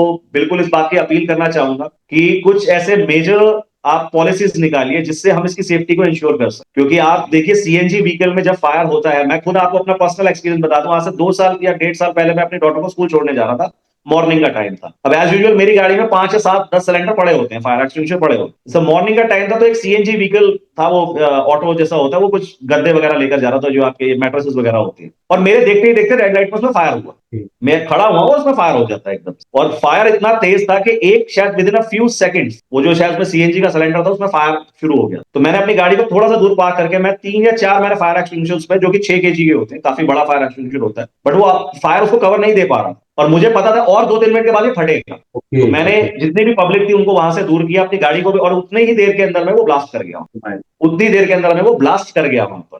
ऑल थैंक्स, क्योंकि ये सेक्टर 7 रोहिणी का ही केस था, तो हमारे 101 कॉल पता नहीं किसने किया था उस टाइम, शायद with in a few minutes fire की गाड़ी वहां पर आई। उन्होंने अपना वाटर कैनन वगैरह जैसा भी चला के, 6 जवान थे, उन्होंने बकायदा, वो भी बेचारा घबरा गया था ऑटो वाला, उन्होंने फटाफट से कवर दिया उसको जाके। तो मतलब ये चीजें है ना कि हम एक, मैं आंखें बंद करके नहीं कह सकता sir, sorry I am really, मेरे फादर ने मुझे ये नहीं सिखाया, और मेरा धर्म भी मुझे ये चीज नहीं सिखाता कि मैं सिर्फ एक अपने मन को तसल्ली करने के लिए कह दूं कि नहीं सर ये चीज ठीक है, बचा लेगी, नहीं बचा सकती, सॉरी। हाँ, आप खुद जानते हैं कि आपको वो एक 2 kg का फायर एक्सटिंग्विशर आपको नहीं सेफ्टी दे सकता। हाँ, एक प्राइमरी फायर पे अगर थोड़ा सा स्पार्क हुआ तो आप उसको चला सकते हैं, लेकिन एक मुसीबत क्या है ना सर, यहाँ पर एबीसी बेस्ड है वो फायर एक्सटिंग्विशर, वो पाउडर होता है उसके अंदर। अगर हम गाड़ी में चला भी देता हूं मैं उस फायर एक्सटिंग्विशर को, तो जो गाड़ी में बैठा है उसी का सांस बंद हो जाता है, क्योंकि शीशे बंद है और मैंने पाउडर स्प्रे कर दिया उसके अंदर गाड़ी में। अगर फ्लेम आ रहा है या कोई भी, तो वो पाउडर गाड़ी में भर जाता है, तो वहां लोग चोक कर रहे हैं, क्योंकि 2-3 बार मेरे साथ ऐसा केस हुआ जहां मैंने एबीसी स्प्रे किया गाड़ी के ऊपर, और जो बेचारे अंदर बैठे हुए, तो आग से तो धुआं भागने, उनका दम घुटना था, वो पाउडर से ज्यादा दम घुटना शुरू हुआ। तो कुछ चीजें इंश्योरिटी मैं मतलब अपील करना चाहूंगा दिल्ली गवर्नमेंट को, स्पेशली दिल्ली फायर सर्विस को। अमेजिंग फायर फाइटर्स हैं सर, बहुत ट्रेन्ड हैं, बहुत एक्सपीरियंस्ड हैं, बहुत बड़ा स्टाफ है हमारे पास में। तो मैं आपके थ्रू उनको एक अपील करना चाहूंगा कि प्लीज कुछ ऐसी पॉलिसीज निकालिए, क्योंकि दिल्ली के अंदर में हजारों स्कूल हैं सर, हजारों व्हीकल्स में हजारों बच्चे हैं, हजारों फैमिली एनरोल है। तो प्लीज इस सेफ्टी के लिए कुछ एक ऐसे प्रोसीजर निकालिए कि या तो ये सीएनजी व्हीकल्स प्रॉपर्ली, इनके कुछ लाइसेंसिंग होते हैं वो पूरे हों, और ये घटिया क्वालिटी के ये जो सीएनजी लगा के चलते हैं या उस एलपीजी लगा के चल रहे हैं वो ना। That is the fact sir. Sir आपने जो पहले बताया कि कुछ सेफ्टी मेजर्स एंड इसको फिर रिन्यू करते हैं, राइट? सो क्या इनको इम्प्लीमेंट करने में कैसे अपन इंश्योर कर सकते हैं कि ये इजीली इम्प्लीमेंट हो जाए और ईज के साथ इम्प्लीमेंट हो जाए, and the second most important thing कि ये रिन्यू भी उतने ही ईज से या जल्दी हो जाए? देखिए साहब, मेरे को ऑलमोस्ट 22 साल हो गए ये फायर का, क्योंकि हम रिन्यूअल कराते हैं बहुत सारी बिल्डिंग्स का, और क्योंकि हमारा दिल्ली फायर सर्विस या दिल्ली गवर्नमेंट की जो पॉलिसीज हैं उसमें अगर कोई ग्रुप हाउसिंग है तो उसका फायर एनओसी अगर आज रिन्यू हुआ तो फिर 5 साल के बाद रिन्यू होता है। अगर स्कूल का लाइसेंस आज रिन्यू हुआ तो उसको 3 साल के बाद रिन्यू होना है, ठीक है ना। तो वो तो अपनी तरफ से पूरे नॉर्म्स, बेचारे फायर वाले तो अपनी तरफ से पूरी कोशिश करते हैं, लेकिन वो जो 5 साल का गैप आता है, अगर मैंने आज किसी ग्रुप हाउसिंग का एनओसी रिन्यू करवा दिया तो फिर वो उसी 2 महीने के लिए सिस्टम ठीक है, उसके बाद अगले 5 साल वो भगवान भरोसे चलता है। And that is the truth, एक बहुत बिटर ट्रूथ है, लेकिन यही चीज है कि जब तक या तो दिल्ली गवर्नमेंट इस पॉलिसीज के ऊपर में और वर्क करे, we need more fire station, more fire fighters, क्योंकि टोटल 70 फायर स्टेशन है हमारे पास दिल्ली, और 3,500 का स्टाफ। अब इतनी, क्योंकि देखिए ना बिल्डिंग हाई राइज बनती जा रही, दिल्ली एक्सपैंड करती जा रही, तो आई थिंक अगर मैं छोटा सा फायर फाइटर, मैं इतना बड़ा औहदा नहीं रखता इस बात को करने का, लेकिन एक अपील जरूर करूंगा मैं अपनी दिल्ली गवर्नमेंट से और अपनी दिल्ली फायर सर्विस से, हरियाणा फायर सर्विस, अब तो हर तरफ ग्रुप हाउसिंग वगैरह बन रहे हैं, कि प्लीज कुछ ऐसी पॉलिसीज लेकर आइए कि ये जो एनओसी होना है बिल्डिंग्स का, ये हर साल मैंडेटरी हो, ताकि लोगों में उस एनओसी के कारण उनमें ये जागरूकता रहे कि उनको अपने फायर फाइटिंग सिस्टम्स को अपग्रेड रखें। क्योंकि क्या है ना, अगर आपने अभी एक जैसे एक ग्रुप हाउसिंग के लिए उन्होंने 5 साल का रखा हुआ कि आज आपने रिन्यू कराना, फिर 5 साल के बाद रिन्यू करा, तो वो जो पहला साल तो बहुत अच्छा चलता है, जब तक हम ठीक करके आते हैं 5-6 महीने तक तो सिस्टम बहुत अच्छा काम कर रहा है। अगले 3 साल वो जो हजारों लोग उस बिल्डिंग में रह रहे हैं उनकी लाइफ सेफ्टी कोई नहीं देखता। और आप ये देखिए ना सर, गवर्नमेंट इंफ्रास्ट्रक्चर हमारे को जितना मिला हुआ है वो इतनी बिल्डिंग्स के लिए सफिशिएंट नहीं। अकेली फायर सर्विसेज के ऊपर इन्होंने हजारों जिम्मेदारियां हमने ली हुई हैं, यहाँ पे इंस्पेक्शंस भी करना है, फायर के जो मेजर है उनको 22,000 से ज्यादा कॉल्स आते हैं सर, 22,000 कॉल्स एवरी ईयर। सो आप ये बताइए ना कि एक वो फायर वाले खाली फायर के लिए नहीं काम कर रहे सर। मतलब अभी एक पीछे केस सुनने में आ रहा कि एक लेडी के घर में सांप निकला आया, तो उन्होंने दिल्ली फायर सर्विस को कॉल कर दिया। अब दिल्ली फायर वाले फायर बुझाने में एक्सपर्ट है, उनको सांप तो नहीं पकड़ना आता ना, लेकिन जवान जाते हैं और उसमें भी बचा के आते। All thanks to our director, हमारे जितने भी डीओ, एडीओ, और क्योंकि हम लोग इनके ही, मैं तो इनके ही आशीर्वाद से सर सब काम कर रहा हूँ, इनका आशीर्वाद है, इनकी ट्रेनिंग है जो आज हम यहाँ तक पहुंचे हुए। तो वो कई बार हमसे यार बात करते हैं सचिन यार ना सांप की कॉल आ गई थी मेरे को, तो मैं कहा सर स्नेक तो हमारा नहीं है, फायर वालों का नहीं कहता, बट रेस्क्यू का तो है ना। तो हम लोग गए, हम सांप निकाल कर लेकर आए वहां से। या कभी गाय गिर गई, खड्डे में गिर गई, या बारातों में घोड़ी होती है वो गिर गई, तो उसको भी रास्ता डाल के निकाल रहे हैं। तो बहुत एक मतलब उनपे जिम्मेदारी इतनी है, तो मैं यही अपील करना चाहूंगा दिल्ली गवर्नमेंट से भी और जो है हमारे दिल्ली फायर सर्विस से भी कि उनको और ज्यादा स्टाफ दिया जाए और ज्यादा फायर स्टेशन खुले, ताकि ये जो एनओसी का जो रिन्यूअल प्रोसेस है इसको और थोड़ा सा तरीके से लिया जाए, लोग इसको सीरियसली लें कि फायर फाइटिंग सिस्टम सिर्फ एनओसी का मोहताज नहीं है कि आज आपका एनओसी रिन्यू होना है तो आपने फायर फाइटिंग सिस्टम ठीक किया और बाकी अगले 4 साल जो है आपका सिस्टम डेड पड़ा हो। और मैं जितने भी दिल्ली वासी हैं हमारे, जो जितने भी मेरे भाई बंधु हैं जिनके साथ भी हम काम करते हैं, उनका एक सपोर्ट बहुत जरूरी है सर। अगर हम ग्राउंड लेवल पर फायर फाइटिंग को मजबूत नहीं करेंगे तो खाली फायर सर्विस वालों की जिम्मेदारी नहीं रह जाती ना कि आपको एनओसी के टाइम ही आप ठीक कराएंगे। क्यों हमारे जो ग्रुप हाउसिंग्स के जितने भी प्रेसिडेंट्स वगैरह होते हैं वो इस चीज को सीरियसली नहीं लेते। अभी कुछ सोसाइटीज में हम रिन्यूअल के लिए भेजते हैं तो कहते नहीं यार 2 हफ्ते बाद मीटिंग होगी या 4 हफ्ते बाद मीटिंग होगी तब हम आपको बुलाएंगे। तो क्या 4 हफ्ते तक मैं इंश्योर कर सकता हूँ कि आपकी बिल्डिंग सेफ रहेगी? बहुत मतलब एक बहुत ठीक है कर लेंगे, करवा देंगे, बाद में करवा लेंगे, लेकिन मीनवाइल वहां पर हादसा हो जाता है। तो दोनों साइड से, दोनों ही हाथों से हमें मजबूती की जरूरत है सर। ग्राउंड लेवल पर हमारे पिताजी एक बात कहते थे कि बीज कितना मर्जी अच्छा डालो जब तक जमीन पकड़ नहीं बनाएगी पौधा अच्छा नहीं बनेगा। तो बीज तो हमारे फायर वाले गवर्नमेंट की बहुत सारी पॉलिसीज हैं, लेकिन अगर जमीन हम ग्राउंड लेवल पर ही उस पर पकड़ नहीं बनाएंगे, उसको सीरियसली नहीं लेंगे, तो सरकार और डिपार्टमेंट भी कुछ नहीं कर पाएगा। अगर हम लोग ही नहीं जागरूक रहेंगे तो कैसे चलेगा सब चीज के लिए। Sir, moving to the next question and a technical one, how do you address, क्योंकि आपने जैसे बोला ग्राउंड लेवल की बात करी, सो आप स्टैंडर्डाइजेशन कैसे करते हैं जो भी आप इक्विपमेंट्स यूज कर रहे हैं, मटेरियल्स जो यूज कर रहे हैं, और इसमें भी मतलब क्या कुछ इश्यूज आते हैं and how do you answer out these things? Sir देखिए, इसमें एक बहुत क्लियर हमारे को एक नेशनल बिल्डिंग कोड दिया जाता है जिसमें हर बिल्डिंग को क्लासिफाई किया गया है। एजुकेशनल बिल्डिंग है, इंस्टीट्यूशनल बिल्डिंग है, ग्रुप हाउसिंग बिल्डिंग है, वेयर हाउस बिल्डिंग है, कोल्ड स्टोरेज है, उसको हमने क्लासिफिकेशन किया हुआ है। तो उसमें जो सरकार ने हमें नॉर्म्स दिए हुए हैं हम उस पर काम करते हैं। जैसे कहीं पर आपको 2280 एलपीएम पंप की जरूरत है, कहीं पे आपको 2850 एलपीएम पंप की जरूरत है, कहीं 2 लाख लीटर का पानी का टैंक चाहिए, कहीं आपको टेरेस का टैंक चाहिए। तो ये सब हमारी सरकार ने हमारे को दिए हुए हैं। हम उन्हीं नॉर्म्स के बेस के ऊपर में जब किसी भी कोई नई बिल्डिंग बनती है या लाइजनिंग के लिए जाता है तो पहले नक्शा पास कराया जाता है डिपार्टमेंट से। उस नक्शे पे जो पास होकर स्टैंप लगकर आ जाती है तो वो हमें बताते हैं कि आपने इतने लाख लीटर का टैंक बनाना है, इतने स्प्रिंकलर होने चाहिए, इतना स्मोक रिडक्शन, इतने फायर एक्सटिंग्विशर होने चाहिए। और उन्हीं धारकों के ऊपर में फिर हम अपना फायर सिस्टम इंस्टॉल करते हैं और जो है बिल्डिंग को लाइजनिंग करा कर देते हैं। ये बहुत स्पष्ट है। ये हमारे पास बस अभी प्रॉब्लम ये है कि दिल्ली में बहुत कम लोग जानते हैं कि एक्चुअल असली मानक क्या है जिनके ऊपर में हमें ये काम करना है, वो बेसिस क्या है जिसके ऊपर हम फायर फाइटिंग सिस्टम लगा रहे हैं। हमारी जितने भी आर्किटेक्ट्स की टीम है, I am really thankful, they are very well educated. हमारे फायर डिपार्टमेंट के जो लोग हैं बहुत ज्यादा लोगों को आजकल एजुकेट करते हैं कि नहीं यार आप प्रॉपर्ली ढंग से काम कीजिए, आप ढंग से फायर फाइटिंग सिस्टम कीजिए। इवन मैं बहुत आजकल बहुत खुश हूँ, हरियाणा फायर सर्विस ने बहुत अच्छा काम कर दिया है। वो जीपीएस कैमरा से फोटोज लेते और जीपीएस कैमरा से वीडियो बनाया जाता है बकायदा इंस्पेक्शन के टाइम पे, ताकि आप बाद में ये ना कह सकें कि हमने लगाया था या नहीं लगाया था। तो ये कुछ चीजें उस इंस्पेक्शन के बकायदा फोटोग्राफ्स होते हैं, उस पर साइन लिए जाती है कि आपने इन मानकों के ऊपर में हमारा ये एनपीसी कोड था, आपने ये लगाया है, ये आपके सिग्नेचर है, ये हमारे सिग्नेचर्स हैं। और ये सिस्टम उसमें बकायदा उनको फिर एनओसी में लिखा जाता है कि आप इसको जो है प्रॉपर्ली मेंटेन रखेंगे, आप ये सब चीजें उसमें लिखा जाता है। तो ये कुछ चीजें हैं जिसके ऊपर हम अपने फायर सिस्टम्स को इंस्टॉल करते हैं। अब तो बहुत ज्यादा मतलब मैं आपको बताऊं, गवर्नमेंट बहुत अच्छे लेवल पर अब काम करना शुरू हो गई है। आप चाहे मैं हरियाणा में मैं बहुत काम करता हूँ, दिल्ली में मैं बहुत काम करता हूँ, और मतलब बहुत कम स्टाफ है अभी। हम मतलब मुझे ऐसा लगता है अभी दिल्ली फायर सर्विस के पास और स्टाफ होना चाहिए, क्योंकि जिस तरीके से दिल्ली में ट्रैफिक जैम्स बढ़ रहे हैं, एक्सपेंशन जिस किस्म से दिल्ली में हो रहा है, और ड्यू टू आप ये देखिए कि अब हर बंदे के हर घर में 2 या 3 गाड़ियां हैं कम से। लेकिन जो इंफ्रास्ट्रक्चर है अभी इतना डेवलप, और मतलब उसको होने की जरूरत है डेवलप, क्योंकि अगर आप कोई भी देखिए वाटर टेंडर सड़क पे जा रहा है, सायरन में जाते हुए, तो उसको जगह नहीं मिलती निकलने के लिए सर।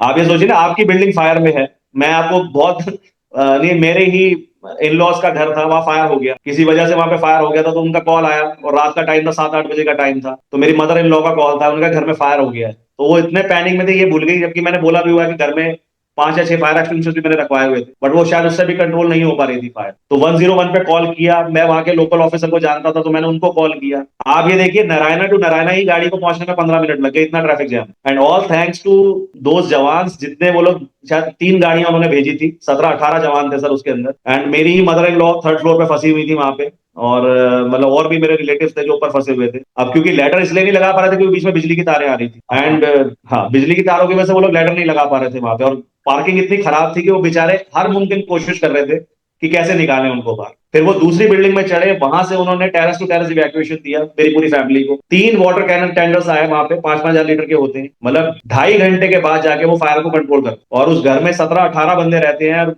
सबका हालत ऐसी थी कि काटो तो खून नहीं जिसे कहते हैं। या आप ये सोचिए ना, आपका घर में फायर और आप बाहर नहीं आ पा रहे हैं, और आप टेरेस पे खड़े हैं सारे के सारे, और ये वेट कर रहे हैं कि कोई मुझे बचाने आए। तो इसीलिए मैं बार बार रिक्वेस्ट करता हूँ कि ग्राउंड लेवल पर काम करना बहुत ज्यादा जरूरी है, और आप दिल्ली फायर सर्विस को सपोर्ट करें हर लेवल पर। बहुत वेल ट्रेन्ड हैं ये लोग, बहुत वेल इक्विप्ड हैं, लेकिन अगर एक पब्लिक का ही सपोर्ट नहीं मिलेगा तो ये लोग कैसे काम कर पाएंगे सर, बताइए। मूविंग टू द सपोर्ट, या क्या प्राइमरी रिकमेंडेशन आप बताना चाहेंगे पब्लिक को, या एक एक एक इंडिविजुअल को मैं जब बात करूं, फायर सेफ्टी प्रैक्टिसेस क्या क्या उनको करनी चाहिए, देखनी चाहिए, फ्रॉम इवन होम या स्मॉल शॉप्स हो गई या स्मॉल ऑर्गेनाइजेशन हो गया, छोटा सा ये हो गया, इन अलग अलग, मैं दिल्ली की नहीं बात कर रहा हूं, मैं ओवरऑल पैन इंडिया की बात कर रहा हूं, या एक इंडिविजुअल्स की बात कर रहा हूं कि वो जहां पे भी हैं, ऑफिस की जब मैं बात करूं, घर की बात करूं, राइट। तो इनके लिए क्या क्या आप रिकमेंड करना चाहते हैं, क्या क्या पॉइंटर्स हैं कि ये इनको ये चीजें देखनी चाहिए, इंश्योर करनी चाहिए कि दीज आर, ये अपने पास चीजें हैं सेफ्टी के लिए। देखिए सर, ये एंश्योरिटी अलग अलग बिल्डिंग के हिसाब से अलग अलग तरीके से होती है, और दूसरा, जितनी मेरे साथ जो प्रॉब्लम है मैं वो शेयर करना चाहूंगा। एक सर, जिस लैंग्वेज में मैं बात लोगों को टेक्निकली समझाना चाहता हूँ, लोग बहुत लेमन भाषा में बात को समझ पाते हैं हमारी। अगर मैं किसी को समझाऊं कि आपका इवैक्यूएशन ड्रिल ये है, आपके पास इवैक्यूएशन ड्राइंग्स हैं, आपके पास में टेक्निकल स्टाफ इतना है, आपका वाटर पंप इतने पे कम, तो कोई उसको बहुत इंटरेस्ट से सुनता नहीं। प्रॉब्लम यहाँ आती है कि अगर मैं किसी को समझा भी रहा हूँ, जैसे भी पीछे मैं एक रेजिडेंशियल बिल्डिंग में था, तो I was trying my level best to give them quality fire fighting service, but ladies हैं वो अपनी गप्पे मारने में बिजी हैं, बच्चे मोबाइल में बिजी हो रहे थे, अंकल अपनी जो है बातों में बिजी हो रहे थे। तो आई थिंक 150 से ज्यादा बंदे थे, but nobody was interested there. फिर मैंने लास्ट में उनको सिर्फ एक ही चीज समझाई, मैं कहा यूज फायर एक्सटिंग्विशर, जो बड़ी लेमन भाषा में बात उन तक पहुंची, और मैं आपके थ्रू पैन इंडिया तक इस बात को पहुंचाना चाहूंगा। प्लीज मेक श्योर कि आप जहां पर काम करते हैं, जहां पर रहते हैं, आपका स्कूल है, बिल्डिंग है, कॉलेज है, आप बेसिक फायर एक्सटिंग्विशर्स अपने पास में रखिए। कुछ नहीं कर पाएंगे, 5 7 10 फायर एक्सटिंग्विशर भी चलाएंगे, और किस्मत ने साथ दे दिया तो बहुत लोग बच पाएंगे। क्योंकि यूजुअली देखिए, जो प्रॉब्लम हमारे साथ में आती है, जो फायर फाइटिंग सिस्टम इंस्टॉल करते हैं वो बहुत टेक्निकली हो जाता है कई बार चलाने के। कभी वाटर पंप नहीं काम कर रहे, कभी टैंक में पानी ही नहीं मिल पाता, कभी जो है बटरफ्लाई वॉल्स वगैरह है, उनकी ग्रीसिंग ऑयलिंग नहीं हुई तो वो वॉल खुल ही नहीं रहा, तो पानी कैसे आएगा। ओके। ये मैं रियल टाइम फायर फाइटिंग आपको बता रहा हूं कि जिस वाटर पंप, जहां पे मैं पंप्स लगा कर आता हूं, मैं 2 महीने बाद जाता हूँ, वो सर हमने ना तार निकाल दिया था इसका। भाई क्यों निकाल दिया था? वो नहीं सर, यहाँ पे ना हमें बिजली का दूसरा पॉइंट लगाना था, इसलिए हमने तार निकाल दिया था।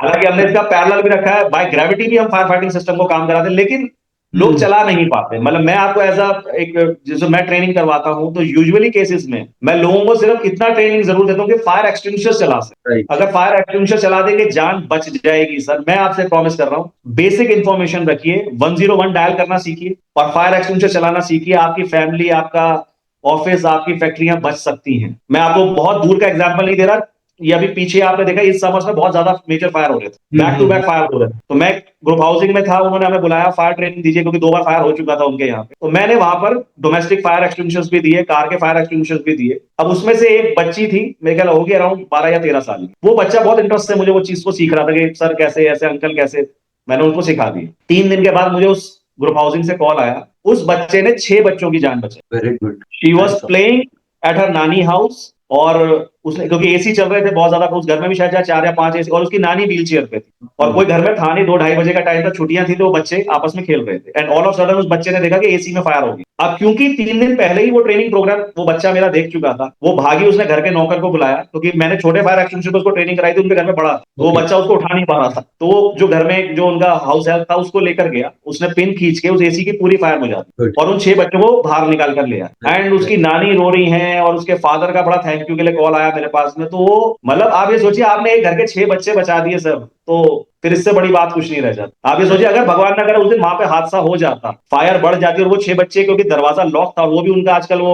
जो स्मार्ट लॉक्स आ गए वो वाले दरवाजे हैं उनके, अगर वो बच्चे फंस गए थे अंदर, तो निकालना बहुत मुश्किल हो जाता। क्योंकि मैं आपको जैसे बता रहा हूं ना कि हादसे के बाद की जो व्यू आता है वो और खतरनाक होता है। हादसा देखने में जितना खतरनाक, आप फ्लेम्स देख रहे हैं, बिल्डिंग वो जलने के बाद जब बिल्डिंग बंद होती है, तब आप जब शुरू करते हैं, वो और ज्यादा खतरनाक। Right. Moving to my favorite questions, and this question will help newcomers. आप क्या एडवाइस देना चाहेंगे, क्या पॉइंटर्स देना चाहेंगे जो अपकमिंग फायर सेफ्टी प्रोफेशनल्स में जाना चाहते हैं, कैसे इसमें एंटर करें, क्या क्या चीजें उनको ध्यान में रखनी चाहिए? सर इसके बारे में प्लीज सर डिटेल में बताइए सर। सर बिल्कुल, मैं आपको इस बारे में बताना चाहूंगा, क्योंकि मैं अभी सर रिसेंटली ही एक नया कोर्स करके आया हूं, तो वहां पे जो भी बच्चे थे वो बहुत यंग थे, 22 या 23 या 24 साल के बच्चे थे। तो 2 चीजें मैं इसमें जरूर उनको बताना चाहूंगा, एक तो सर फिजिकल फिटनेस का जरूर ध्यान रखें। हमारे फायर फाइटिंग में जो भी बच्चे फायर फाइटर्स बनना चाहते हैं या इस फील्ड में आना चाहते हैं, पहली चीज तो है फिजिकल फिटनेस का जरूर ध्यान रखें, क्योंकि इसमें फिजिकल लेबर जॉब बहुत ज्यादा होता है। आपको दौड़ना भी है, फायरमैन लिफ्ट भी देके लोगों को लगाना है, तो एक तो इस चीज का ध्यान रखें। दूसरी चीज, रियल टाइम फायर फाइटिंग और रियल एजुकेशन पे ध्यान दें। आप देखिए, किताबें पढ़ लेने से, किताबें अच्छा है आपको ज्ञान देंगी, सारी चीजें देंगी, लेकिन जैसे मेरे फादर ने मुझे जिस तरीके से सिखाया था, मैं शायद वो आपके साथ शेयर करना चाहूंगा। उन्होंने मुझे कभी डायरेक्ट कॉलेज नहीं भेजा, उन्होंने सबसे पहले मुझे फायर एक्सटिंग्विशर चलाने सिखाया, उसका मतलब सिखाया, उसको कहा जाओ बेचो। तो मैं 1-1.5 साल तक बेचता था, रोज प्रॉब्लम आती थी, मैं रोज फादर के साथ बैठा, मैं कहा, पापा आज इस वाली बिल्डिंग में ये वाला फायर एक्सटिंग्विशर क्यों मांग रहे हैं, या इस वाले फायर एक्सटिंग्विशर से मैं कितनी कवर दे सकता हूँ। तो बेसिक से मैंने शुरू किया वहां पर, फिर जैसे जैसे मेरे साथ मतलब मुझे मार्केट की नीड्स पता चलती गई, और फिर मैंने रियल टाइम फायर फाइट, मैंने आपको बोला ना रियल टाइम फायर फाइटिंग एक अलग चीज है। किताब में मैं आपको सारी चीजें पढ़ा दूंगा कि एक वाटर टेंडर में ये सारे गियर्स हैं, ये सारे गैजेट्स हैं, लेकिन जो मेरा दिल्ली का इंफ्रास्ट्रक्चर है, जो मेरा इंडिया का इंफ्रास्ट्रक्चर है, ये अभी बहुत रॉ है सर। अभी हम डेवलप कर रहे हैं, अभी रोड्स हमारे उतने ईजी नहीं है कि हम किसी एम्बुलेंस को या किसी वाटर टेंडर को बहुत इजीली कहीं पर पहुंचा सकते। और मतलब मैं जानता हूं, क्योंकि मेरे फादर इस फील्ड में रहे, कितना चैलेंजिंग होता था उनके लिए किसी ऐसी आग पर पहुंचना जहां को इमीडिएटली पहुंचना है, क्योंकि इंफ्रास्ट्रक्चर में अभी बहुत डेवलपमेंट की जरूरत है सर हमारे। तो मैंने क्योंकि बचपन से देखा है कि कहीं जैसे उनका एक प्रोटोकॉल है कि आपको कॉल मिलने के बाद इतने मिनट में उस फायर पर पहुंचना है।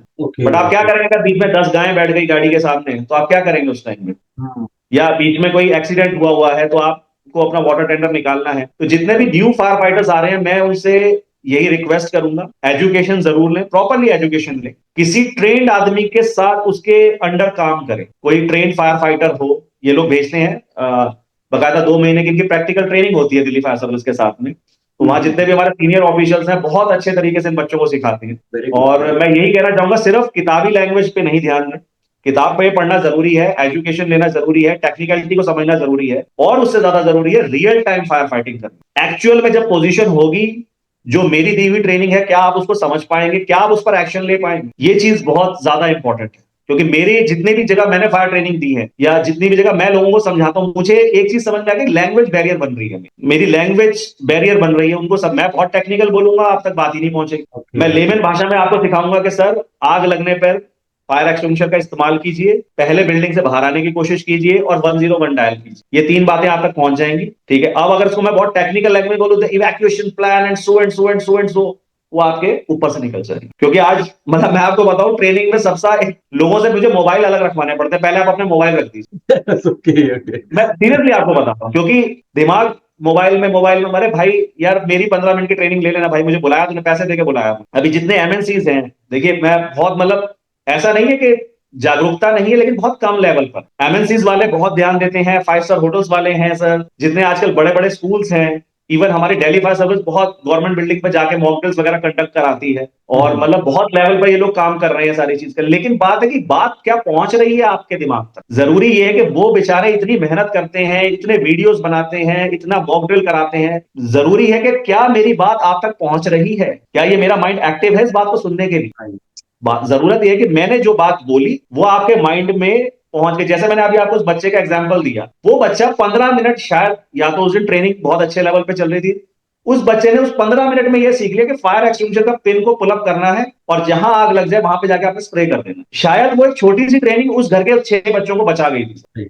शायद उस छोटी सी ट्रेनिंग ने, अब आप बताइए ना कितना बड़ा, शायद पुण्य का काम बोलिए या हमारी ड्यूटी बोलिए। अगर उस दिन उस घर में आग बढ़ गई थी, एसी की आग बढ़ जाती और रूम लॉक था, तो बच्चे या तो चोक हो सकते थे या फंस सकते थे अंदर। और नानी जी व्हील चेयर में, घर में कोई जेंट्स है नहीं उस टाइम में, सिर्फ एक नौकर था, और प्लस ऊपर भी बहुत सारे लोग रहते, तो कितना हादसा बढ़ सकता। तो ज्यादा इंपॉर्टेंट है कि अगर फायर फाइटर्स आपसे कुछ कह रहे हैं या आपसे अपील कर रहे हैं, या आप उनको सपोर्ट नहीं करेंगे, मैंने आपको बोला ना ग्राउंड लेवल की फायर फाइटिंग ज्यादा जरूरी होती जा रही है। वो तो बेचारे एक्सपर्ट्स हैं, वो तो they are trying their level best. हर साल कितने फायर फाइटर्स हमारे शहीद हो जाते हैं सर, इसी चीज, हर साल कितने फायर फाइटर्स शहीद हो जाते हैं, कभी उनका नाम इतना नहीं आता है आज की डेट में। मैं देखता हूं कई बार हमने देखा है, कभी फॉर्म फायर में कोई हो गया, पीछे कीर्ति नगर फायर में, लक्कड़ मंडी में फायर हुआ, उसमें हमारे कई सारे फायर ऑफिसर इंजर्ड हुए, कभी नहीं बताते ये लोग। तो ज्यादा जरूरी ये कि जो बात मैं कह रहा हूं वो आपके दिमागे शरीफ तक पहुंच जाए, तो आई एम रियली थैंकफुल कि बहुत सारे लोगों की जान बच जाती है। ये मैं आपको अपने 22 साल के एक्सपीरियंस से बता रहा हूं कि अगर आप थोड़ा सा अटेंटिव रहे। देखिए हम सोचते हैं कि लापरवाही क्या है। मेरे फायर फाइटिंग का पहला चैप्टर ये था कि इमरजेंसी वहां से घुसेगी जहां से आप लापरवाह होकर बैठे। Right. मेरे घर में आग नहीं लग सकती, मेरा ऑफिस तो छोटा सा है, मेरी तो लोहे की फैक्ट्री है, मेरा तो सो एंड सो है। हम क्या कर रहे हैं, एक्सक्यूजेस दे रहे हैं अपने माइंड। Right. हम एक्सक्यूजेस देते रहते हैं यार हमारे यहाँ ये नहीं, लेकिन हो जाता है, हो जाता है। हादसा वहीं होता है जहां आप सबसे ज्यादा, टाइटैनिक नहीं डूब सकता, डूब जाएगा। बहुत ओवर कॉन्फिडेंस में बोलता है टाइटैनिक नहीं डूब सकता, ये तो अनसिंकेबल है। तो ये मेरा अपना पर्सनल एक्सपीरियंस रहा है कि जहां मैं बहुत ज्यादा लोगों को समझाता हूँ, कोशिश करता हूँ इतनी लेमन भाषा में बात को समझाऊं, क्योंकि आप ये देखिए ना, माली है या इलेक्ट्रिशियन है या एक प्लम्बर है, ये लोग चौथी पांचवी पास गांव से आए हुए लोग होते हैं। चौथी पास है, कोई पांचवी पास है, कोई सातवीं पास है, बस और हिंदी समझते हैं। ज्यादा भाषा का मैं प्रयोग हिंदी का इसलिए करता हूं क्योंकि हिंदी में उनको समझाना बहुत आसान होता है। तो किसी को बुलाते कि रामू भैया या मोहन भैया, आग लगने पर पिन को खींचिए, फायर सिलेंडर चलाइए, आग को कंट्रोल कर पाए तो अच्छा, नहीं तो बिल्डिंग से बाहर आ जाइए और फायर वालों का नंबर दबाइए। इतनी बात समझ जाते हैं दोस्तों। Sir, moving to the last question and most important question, आप क्या गाइडेंस देना चाहेंगे? एंड आप एक, जब मैं बात करूं हाउस होल्ड से लेकर, घर से लेकर, मैं कार की बात करूं, व्हीकल की बात करूं, मैं बाकी जो छोटे छोटे इस्टेब्लिशमेंट भी हैं, छोटी छोटी दुकानें भी हैं, या छोटे छोटे ऑफिस भी हैं, मैं इन सबको जब मैं लेके चलूं, छोटी, क्योंकि बहुत बार ऐसा होता है कि हमारी जो छोटी सी शॉप है या हमारा छोटा सा एस्टेब्लिशमेंट है या घर में है या कार में है, सो सर कितने लीटर या कितने केजीज का जो है अपने को जो फायर सिलेंडर है वो यूज करना चाहिए, कौन सा करना चाहिए, या उसके सर कुछ टिप्स ये सब बताइए, क्योंकि जैसा बहुत बार ऐसा होता है कि इतना छोटा चल जाएगा या दिस विल कवर, तो एक एक स्टैंडर्ड जो इकोनॉमिक में भी हो और फर्स्ट रिस्पॉन्स करने के लिए इफेक्टिव हो, घर के लिए, मैं कार के लिए बात कर रहा हूं, इन सबको सर लेके, क्योंकि जब इंडिविजुअल लेवल पे भी जब रहे, वो हर घर में रहे या हर कार में रहे, कार या छोटी छोटी या बड़ी गाड़ियां में रहे, तो कितना रखना चाहिए मिनिमम? देखिए सर, मैं आपको इस मामले में बहुत एक क्लियर जानकारी देना चाहता हूं। कार में हम लोग 2 केजी का फायर एक्सटिंग्विशर रखते हैं, लेकिन कार फायर के अंदर में मैं सबसे पहले लोगों को ये समझाता हूं कि आप कार में आग लगने इवैक्यूएट कीजिए बाहर। राइट। कई लोगों को हम गलत जानकारी हो जाती है। वो छोटा सा फायर एक्सटिंग्विशर, एक मैं आपको दिखाना चाहूंगा, ये इस साइज का फायर एक्सटिंग्विशर रख लेते हैं गाड़ी के अंदर। ठीक है ना। अभी क्या होता है, पीछे एक लेडी ने गाड़ी में ही चला दिया इसको, आग लगी, उसने बाहर नहीं निकली क्योंकि वो नीचे से शायद कुछ शॉर्ट सर्किटिंग आ रहा था, तो वो उसी के लिए प्रॉब्लम हो गया जाएगी। तो कार फायर के लिए मैं सबसे पहले बोलूंगा कि आप इवैक्यूएशन कीजिए। अगर क्योंकि आजकल क्या है, बैटरी ऑपरेटेड कार, जैसे ही कोई इंजन में फायर होता है, ऑटो लॉक से गाड़ी बंद हो जाती है।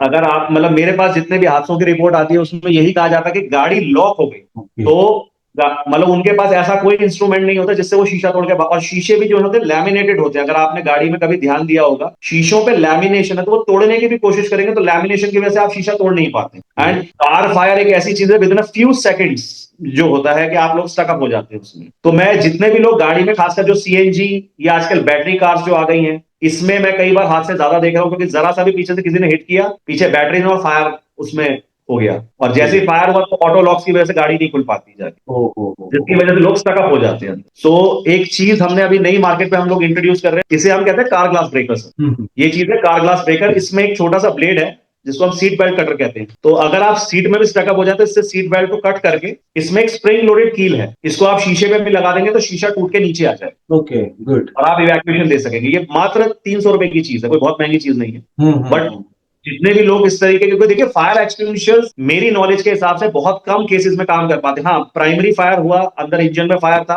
2 केजी का फायर एक्सटिंग्विशर चलाया, फ्लेम दब गया। बट आप एक चीज समझिए कि उसमें मोबिल ऑयल है, अदर टाइप के ऑयल है, और ऑक्सीजन मिल रहा है उसको, राइट, बैटरीज हैं। सो मतलब बहुत सारे 2 केजी का जो फायर एक्सटिंग्विशर है, सीएनजी कार्स में नहीं उतना सफिशिएंटली नहीं काम कर पा रहा। हम लोग और कोशिश कर रहे हैं, मेरी इंजीनियरिंग की टीम लगी हुई है अभी, कि कोई इस किस्म का फायर एक्सटिंग्विशर निकाला जाए जो इन जो कार्स की फायर उस पर प्रॉपर्ली काम करे। देखिए एडवर्टाइजमेंट में तो मैं दिखा सकता हूं कि ये सिलेंडर लगा, वो तो उस टाइम कैमरास के मैं इफेक्ट से दिखा दूंगा, बट रियल फायर फाइटिंग के अंदर में 2 केजी का जो फायर एक्सटिंग्विशर है, प्राइमरी स्पार्क हुआ उसको कवर दे सकता है, प्राइमरी स्पार्क पे कवर। लेकिन अगर फ्लेम बढ़ गया, क्योंकि ऐसा क्या कार के अंदर में बैटरी भी है, पेट्रोल भी है, सीएनजी भी है, अगर वो ऑक्सीजन के कांटेक्ट में आ गई, वो फ्लेमेबल है, देन बहुत मुश्किल हो जाता है उसको कवर देना। रही दूसरी बात, आपके जो हाउस होल्ड है, अब मैं इसकी बात करूंगा, आप 2 केजी का फायर एक्सटिंग्विशर जरूर घर में रखिए। वहां पर आपके एसी में फायर होता है या आपके इलेक्ट्रिकल पैनल्स में फायर होता है, बहुत अच्छा काम करता है ये। दूसरा, हमारे पास कुछ डिफरेंट डिफरेंट टाइप के हैं। CO2 है, CO2 टाइप का फायर एक्सटिंग्विशर आता है, गैस बेस्ड होता है, आग बुझाता है और वेपराइज हो जाता है। क्लीन एजेंट है, वो पॉइजनस भी नहीं है, इको फ्रेंडली भी है, थोड़ा सा एक्सपेंसिव जरूर होता है वो चीज, बट वो इको फ्रेंडली है, वो आपको भी हर्ट नहीं करता और आपकी फायर को बहुत अच्छे तरीके से कंट्रोल कर पाता है। दूसरा, मैं फैक्ट्रीज की बात करूंगा, जो खासकर दिल्ली में, चाहे हमारा ओखला एरिया है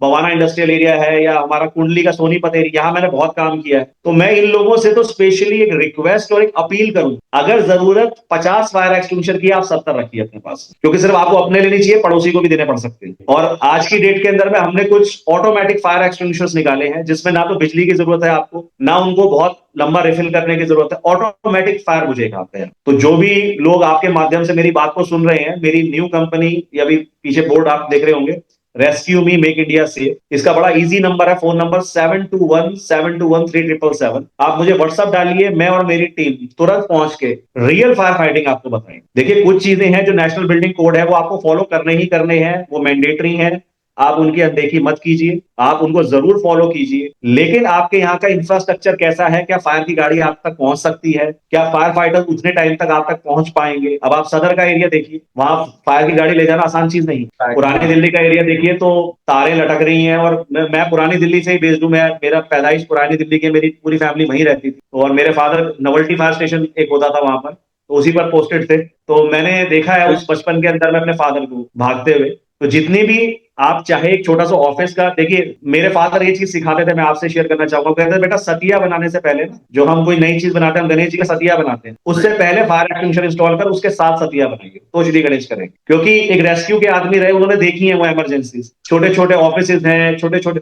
और please I request all the business people, इसको सस्ता लेने की कोशिश मत कीजिए सर। ये जो हम कहते हैं ना, हमें चीप क्वालिटी का फायर एक्सटिंग्विशर दे दीजिए, मुझे सस्ता दे दीजिए, ये मत लीजिए सर। देखिए, मतलब बहुत परेशानी बाद में हो जाए। आप 10,000 रुपए का डिनर कर सकते हैं एक रात को, 4,000 रुपए का फायर एक्सटिंग्विशर नहीं रख सकते क्या अपने पास? Right right right. आप मुझे एक बात बताइए, छोटी सी बात मैं आपसे शेयर करता हूं, मैं किसी को फायर, यार वो सर, वो तो मुझे 1,000 रुपए में दे रहा, आप 1,200 रुपए में या 1,500 रुपए में क्यों दे रहे हैं? अभी कुछ मार्केट में कुछ अनऑथराइज कंपनीज हैं, जो बच्चे आजकल नए नए आ रहे हैं इस पे, वो लोग क्या करते हैं, स्क्रैप से फायर एक्सटिंग्विशर लेते हैं, उसको वेल्ड करा के पेंट करा के बेच देते। ये चीज मैं आपके माध्यम से लोगों तक लेके आना चाहूंगा कि वो खराब क्वालिटी के जो स्क्रैप में बिके हुए फायर एक्सटिंग्विशर्स हैं, उनको कहीं से कोई CO2 का हुआ तो नीचे से उसकी कैप को वेल्ड करके पेंट कर दिया। अब आप नहीं पहचान पाएंगे, हम पहचान जाते हैं कि यार ये खराब क्वालिटी का फायर एक्सटिंग्विशर है। और यूजुअली मैं लोगों से ये कहूंगा कि थोड़ा सा पैसा रेस्क्यू और सेफ्टी पे खर्च कीजिए। देखिए सर, 5 करोड़ का घर लेते हैं, 5,000 रुपए का फायर एक्सटिंग्विशर रखने के लिए हम तैयार नहीं है। क्यों क्यों नहीं हम लोग तैयार हो रहे जाके? क्यों हमारे माइंड सेट तक ये बात नहीं पहुंच पा रही कि मेरे बच्चे, मेरा पति, या मेरी हाउस हेल्प, या मेरे और घर में नेबर्स लाइफ सेफ्टी की जरूरत है? तो प्लीज एंश्योर दिस थिंग। चाहे आप एक 10 बाय 10 की दुकान में है, चाहे आप एक घर में रहते हैं, चाहे आपके पास वेयर हाउस है कोई बड़ा, आपके पास शोरूम है, आपके पास ज्वेलरी शोरूम है, real time fire fighting is more important sir. आपके हर घर में, हर गाड़ी में फायर एक्सटिंग्विशर का होना जरूरी है। Please try and understand this thing. आप हादसा कभी इन्विटेशन देके नहीं आता। ये हमारे फादर साहब हमें सिखाते थे कि बेटा जब हादसा आएगा वो ये नहीं बोलेगा मैं मंगलवार 10 बजे मिलूंगा आपको आके। कभी ये तो नहीं बताते ना कि यार मैं मतलब आऊंगा। और हमारे जो हम लोगों का ये हाल है, मतलब हम लोग बहुत एक केयर फ्री एटीट्यूड से जीते हैं। तो हम ये कहते हैं कि जब आसमान लगे फटने तो प्रसाद लगे बटने की, जब सर पे नारियल गिर रहा है तो हेलमेट ढूंढने भाग रहे हैं। सो प्लीज मतलब एंश्योर, क्योंकि देखिए सर बहुत बुरा लगता है, मैं हादसे की बाद की तस्वीरें जब भी कहीं देखता हूं तो मतलब सही बताऊं तो उस दिन घर आने का मन नहीं करता, रोटी खाने का मन नहीं करता। किसी की प्रॉपर्टी जल गई, किसी की फैक्ट्री जल गई, किसी के बंदे जल गए। और मैं ये सोचता हूँ कि अगर एक 10-15 हजार या 20,000 रुपए की इसने ढंग से फायर एक्सटिंग्विशर्स रखे होते, या किसने थोड़ी सी ट्रेनिंग ढंग से करी होती, तो आज ये हादसा बच सकता। देखिए, जान जाने के बाद वापस नहीं आती, और जिसका इंसान जाता है वो यही सोचता रहता है कि यार क्या गलती हो गई थी मेरे से। वेरी ट्रू, एकदम सही, राइट राइट। तो प्लीज मतलब अगर आपके माध्यम से आपके जितने भी व्यूअर्स हैं या लिसनर्स हैं आपको सुन रहे हैं ढंग से, I appeal them, please I seriously I appeal them, make sure your safety sir. आपके पास शोरूम हो, और प्लीज अगर आप ग्राउंड लेवल पे अच्छी फायर फाइटिंग करेंगे, फायर सेफ्टी रखेंगे, तो ही हमारे फायर सर्विस के जितने जवान हैं, ऑफिसर्स हैं, आपको सेफ्टी करने के लिए डबल मेहनत करेंगे। आप सारी चीजें उनके सर पर नहीं डाल सकते कि यार आप ही सिर्फ हमें बचाइए। आप एक बताइए सर, 3500 के स्टाफ के साथ और 200-250 गाड़ियों के साथ, उनके लिए कितना बड़ा चैलेंजिंग है कि इस किस्म के एक रॉ इंफ्रास्ट्रक्चर पे काम करना और आप लोगों को बचा के आना। जितनी भी अनऑथराइज्ड कॉलोनीज हैं दिल्ली के अंदर, जितने भी, अब आप ये देख लीजिए, अगर मैं आपको सदर की तरफ आप जाएंगे, सदर वाले एरिया में जाएंगे या शकूरपुर एरिया में जाएंगे, या और ऐसे अदर एरियाज हैं जहां पर गाड़ी ले जाना बहुत मुश्किल है। आप कैसे श्योरिटी देते हैं कि फायर फाइटिंग गाड़ी टाइम पर पहुंचेगी? वो बेचारे बाहर गाड़ी करते हैं, कई कई किलोमीटर हो अंदर बिछा के जाते, और उधर आप ये सोचिए वो कितने गट्सी बंदे हैं कि आप लोग बिल्डिंग से बाहर भाग रहे हैं और वो लोग बिल्डिंग के अंदर भाग रहे हैं आपको बचाने के लिए। ये जो अभी मुंडका फायर की आपने मेरे से बात करी, मुंडका फायर में यही हुआ था। वहां कोई मीटिंग थी सेकंड फ्लोर पे, और आई थिंक कोई मेरे ख्याल से कुछ CCTV कैमरा या कुछ इस किस्म का कोई ऑफिस था जहां पर ये था, लेकिन उनके एस्केप रूट पे इतना सामान पड़ा हुआ था कि वो लोग बाहर ही नहीं निकल पाए।